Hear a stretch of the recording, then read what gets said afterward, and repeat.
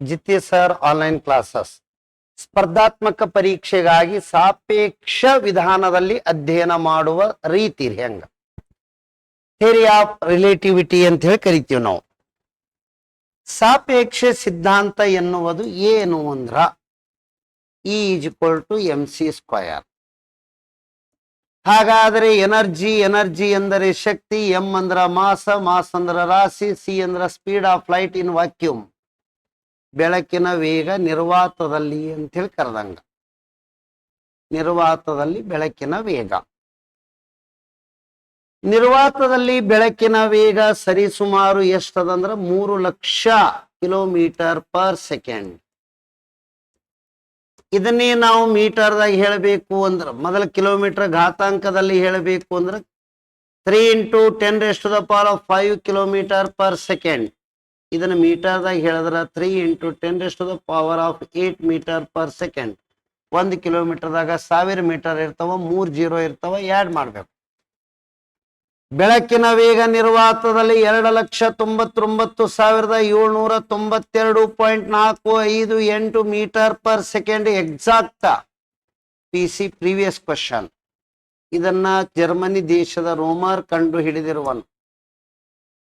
Mass converted into ರಾಶಿ ಎನ್ನುವುದು ಶಕ್ತಿಯಾಗುತ್ತದೆ. ಇದನ್ನೇ ನಾವು ಅಧ್ಯಯನ ಮಾಡೋದು. ಹಾಗಾದ್ರೆ ಮಾಸ್ ಕನ್ವರ್ಟೆಡ್ ಇಂಟು ಎನರ್ಜಿ ಯಾವ ರೀತಿ ಚೇಂಜಸ್ ಮಾಡ್ಕೊಳ್ಳೋದು ಅನ್ನೋದು. ಸಾಪೇಕ್ಷ ಎಂದರೆ ಏನಂದ್ರ ಎರಡು ವಸ್ತುಗಳ ನಡುಬರ್ಕ ಹೋಲಿಕೆ ಮಾಡೋದನ್ನು ಸಾಪೇಕ್ಷ ಅಂತೀವಿ ನಾವು. ಯಾವುದು ಹೋಲಿಕೆ ಇರ್ಲಿಲ್ಲ ಅಂದ್ರೆ ಅದು ನಿರಪೇಕ್ಷ ಆಗ್ತದ. ಹಾಗಾಗಿ ವಿಶ್ವದಲ್ಲಿ ಇರುವ ಬಹುತೇಕ ಎಲ್ಲಾ ವಸ್ತುಗಳು ಸಾಪೇಕ್ಷತೆಗೆ ಒಳಪಟ್ಟಿವೆ. ಇವ ಎತ್ತರ, ಗಿಡ್ಕ, ದಪ್ಪ, ತೆಳಗ ಏನೂ ಹೇಳಕ್ ಬರಲ್ಲ. ಇವನು ಪಕ್ಕದಾಗ ಇನ್ನೊಬ್ಬ ನಿಂದ್ರಿಸಿದ್ರೆ ಇವನ ಬಗ್ಗೆ ಎಲ್ಲಾನು ಹೇಳ್ಬೋದು. ಇದನ್ನು ನಾವು ಸಾಪೇಕ್ಷ ಅಂತೀವಿ. ಸಾಪೇಕ್ಷ ವಿಧಾನದಲ್ಲಿ ಸಂವಿಧಾನ ಅಧ್ಯಯನ. ಇಲ್ಲಿ ಸ್ವಲ್ಪ ಅಬ್ಸರ್ವೇಷನ್ ಮಾಡಿ. ವಿಧಿ 14, 15, 16, 17, 18 ಇವಕ್ಕ 14ರಿಂದ 18 ಸಮಾನತೆ, ಮೂಲಭೂತ ಹಕ್ಕುಗಳು. 14 ಕಾನೂನಿನ ಮುಂದೆ ಎಲ್ಲರೂ ಸಮಾನರು. ಕಾನೂನಿನ ಮುಂದೆ ಎಲ್ಲರೂ ಸಮಾನರು. ಎಲ್ಲರೂ ಸಮಾನರು. ಇದನ್ನ ಎಲ್ಲಿದಿಂದ ತಗೊಂಡಿದ್ದೀವಿ ಅಂದ್ರೆ ಬ್ರಿಟನ್ನಿನ ಸಂವಿಧಾನದಿಂದ ಆಯ್ಕೆ ಮಾಡ್ಕೊಂಡಿದ್ದೀವಿ. ಬ್ರಿಟನ್ ಸಂವಿಧಾನದಿಂದ ತೆಗೆದುಕೊಳ್ಳಲಾಗಿದೆ. 15ರದಾಗ 5 ಅಂಶಗಳನ್ನು ಒಳಗೊಂಡಿದೆ. ಇದು ಇಂಪಾರ್ಟೆಂಟ್. 5 ಪಾಯಿಂಟ್ಸ್. ಧರ್ಮ, ಜನಾಂಗ, ಜಾತಿ, ಲಿಂಗ ಮತ್ತು ಜನ್ಮಸ್ಥಳದ ಆಧಾರದ ಮೇಲೆ ತಾರತಮ್ಯ ನಿಷೇಧ. 5 ಅಂಶಗಳು ತಗೋಬೇಕು. 16 ಸಾರ್ವಜನಿಕ ಉದ್ಯೋಗಗಳಲ್ಲಿ ಸಮಾನತೆ. ಸಾರ್ವಜನಿಕ ಉದ್ಯೋಗಗಳಲ್ಲಿ ಸಮಾನತೆ. ನೆಕ್ಸ್ಟ್ 17 ಅಸ್ಪೃಶ್ಯತೆಯ ನಿಷೇಧ.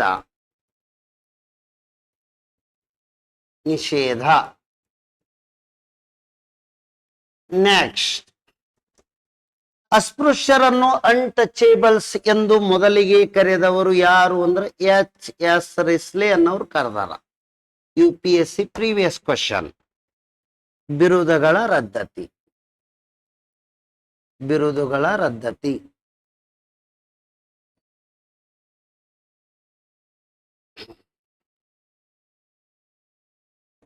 ಮಿಲಿಟರಿ ವಿಭಾಗದಲ್ಲಿ ಮತ್ತು ಶೈಕ್ಷಣಿಕ ವಿಭಾಗದಲ್ಲಿ ಕೊಟ್ಟಿರುವ ಬಿರುದುಗಳನ್ನ ಬರ್ಕೋಬಹುದು. ಆದರೆ ಉಳಿದ ಯಾವುದೇ ಬಿರುದುಗಳನ್ನು ತನ್ನ ಹೆಸರಿನ ಹಿಂದೆ ಅಥವಾ ಮುಂದೆ ಬರ್ಕೋಬಾರದು ಅಂತ 1900 ಅಂದ್ರೆ ಇದು ರಾಘವನ್ ಎನ್ನುವ ಪ್ರಕರಣದಲ್ಲಿ ತೀರ್ಪು ಬಂದಿದ್ದು. Raghavan versus union of India, ಭಾರತದ ಒಕ್ಕೂಟ ಎನ್ನುವ ಪ್ರಕರಣದಲ್ಲಿ ತೀರ್ಪು. ಭಾರತ ರತ್ನ, ಪದ್ಮವಿಭೂಷಣ, ಪದ್ಮಭೂಷಣ, ಪದ್ಮಶ್ರೀ ಇಂತ ಯಾವುದೇ ಗೌರವಗಳನ್ನು ಅವರಿಗೆ ಸಿಕ್ಕ ಬಳಕ ತಮ್ಮ ಹೆಸರಿನ ಹಿಂದೆ ಅಥವಾ ಮುಂದೆ ಬರ್ಕೋಬಾರದು ಅಂತೇಳಿ ಇದರಾಗಿ ಹೇಳಲಾಗಿದೆ.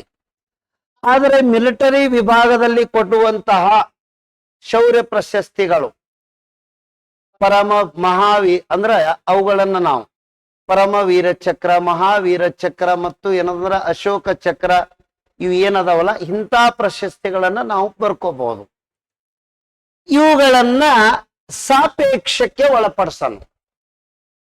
14 ಇದ್ದುದು 41 ಆಗ್ತದ ವಿಧಿ, 15 ಇದ್ದುದು 51ಕ್ಕೆ ಬರ್ತದ, 16 ಇದ್ದುದು 61 ಆಗ್ತದ, 17 ಇದ್ದುದು 71 ಆಗ್ತದ, 18 ಇದ್ದುದು 81 ಆಗ್ತದ.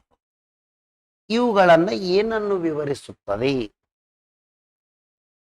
ಶಿಕ್ಷಣ ಮತ್ತು ಸಾರ್ವಜನಿಕ ಕೆಲಸಗಳ ಸಂದರ್ಭದಲ್ಲಿ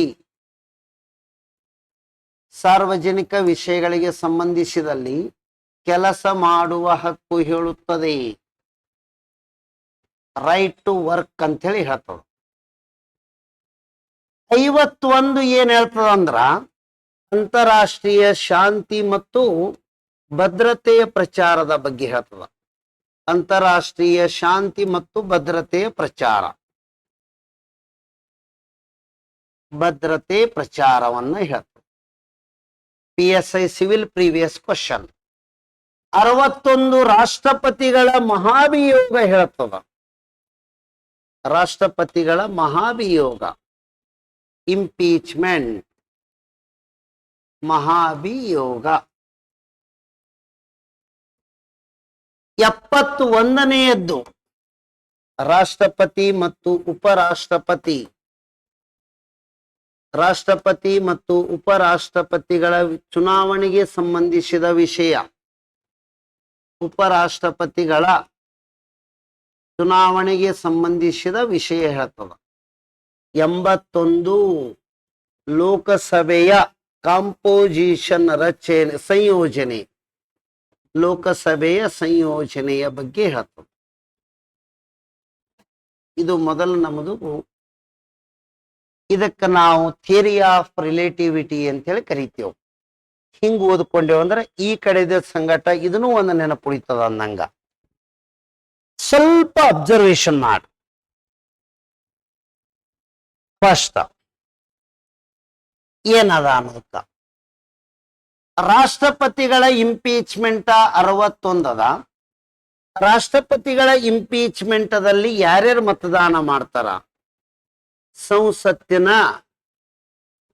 ಉಭಯ ಸದನಗಳ ಎಲ್ಲಾ ಸದಸ್ಯರು, ಉಭಯ ಸದನಗಳ ಎಲ್ಲಾ ಸದಸ್ಯರು ಮತದಾನ ಮಾಡುತ್ತಾರೆ. ಎಲ್ಲಾ ಸದಸ್ಯರು ಮತದಾನ ಮಾಡುವರು. ಇದು ಕಾನ್ಸೆಪ್ಟ್ ಬೇಕು. ಇನ್ನ ರಾಷ್ಟ್ರಪತಿ ಉಪರಾಷ್ಟ್ರಪತಿಗಳ ಚುನಾವಣೆಗೆ ಸಂಬಂಧಿಸಿದಂತೆ ಮೊದಲು ಇಂಪೀಚ್ಮೆಂಟ್ ಹೆಂಗ ಆಗ್ತದ? ಯಾವುದಾದರೂ ಒಂದು ಸದನದಲ್ಲಿ 1 2 3 4 ಅಂತ ಹೇಳಿ ತೊಳೋಣ. 1/4 ಸದಸ್ಯರು ಸಹಿ ಮಾಡಿರುವ ನೋಟಿಸ 14 ದಿನ ಅಡ್ವಾನ್ಸ್ ಕೊಡಬೇಕು. 1/4. ಇದನ್ನು ಈ ರೀತಿ ನೆನಪಿಡಿ ನೀವು. 1/4 ಸದಸ್ಯರು 14 ದಿನ ಅಡ್ವಾನ್ಸ್ ನೋಟಿಸ್ ಕೊಡಬೇಕು. 2 ಸದನಗಳಲ್ಲಿ ಅಂದ್ರೆ ಲೋಕಸಭೆ ರಾಜ್ಯಸಭೆಗಳಲ್ಲಿ 2/3 ಬಹುಮತ ಪಾಸ್ ಆಗಬೇಕು. ಅವಾಗ ಇಂಪೀಚ್ಮೆಂಟ್ ಆಗ್ತದ. ರಾಷ್ಟ್ರಪತಿ ಉಪರಾಷ್ಟ್ರಪತಿಗಳ ಚುನಾವಣೆಗೆ ಸಂಬಂಧಿಸಿದ ವಿಷಯಗಳು ಎಂದರೆ ಇವರ ಚುನಾವಣೆ ಏಕಮತ, ಪ್ರಮಾಣಗತ, ಪ್ರಾತಿನಿಧ್ಯ, ವರ್ಗಾವಣೆಯ ಪದ್ಧತಿ, the single vote transferable preferential method. ಇದನ್ನು ಇಂಗ್ಲೆಂಡಿನ ಥಾಮಸ್ ಹೇರ್ ಎನ್ನುವವನು ಕೊಡಲಾಗಿದೆ. ಅಂದ್ರೆ ಅವರು ನೀಡ್ಯಾರ ಇದನ್ನ. ಲೋಕಸಭೆಯ ಸಂಯೋಜನೆ ಅಂತೀವಿ ನಾವು. ಇಲ್ಲಿ ಲೋಕಸಭೆ ತೋಳನು, ಇಲ್ಲಿ ರಾಜ್ಯಸಭೆ ತೋಳನು. ಲೋಕಸಭೆಯ ಹೊಸ ಕಟ್ಟಡ ಏನ್ ಸಂಸತ್ತಿನ ಹೊಸ ಕಟ್ಟಡ ಆಗ್ಯದಲ್ಲ, ಲೋಕಸಭೆಗೆ ಏನದಂದ್ರ ಕೆಳಗ ಗ್ರೀನ್ ಕಾರ್ಪೆಟ್ ಹಾಕಿರ್ತಾರ. ಹಸಿರು ಏನದಂದ್ರ ಕಾರ್ಪೆಟ್. ಇದರ ಕೆಳಗ ರೆಡ್ ಕಾರ್ಪೆಟ್ ಹಾಕಿರ್ತಾರ. ಇದು ಒಂದು ಕಾನ್ಸೆಪ್ಟ್ ಮೊದಲು ಗೊತ್ತಿಲ್ಲ. ಲೋಕಸಭೆಯ ಮೇಲ್ಛಾವಣಿ ಹೊಸ ಕಟ್ಟಡದಲ್ಲಿ ನವಿಲಿನ ಚಿತ್ರಗಳ ರಚನೆ ಹೊಂದಿದೆ. ಇದ್ರೊಳಗ ಏನದಂದ್ರ ತಾವರೆ ಹೂವಿನ ಅಂದ್ರ ಕಮಲದ ಹೂವಿನ ಚಿತ್ರ ರಚನೆಗಳನ್ನು ಹೊಂದಿದೆ.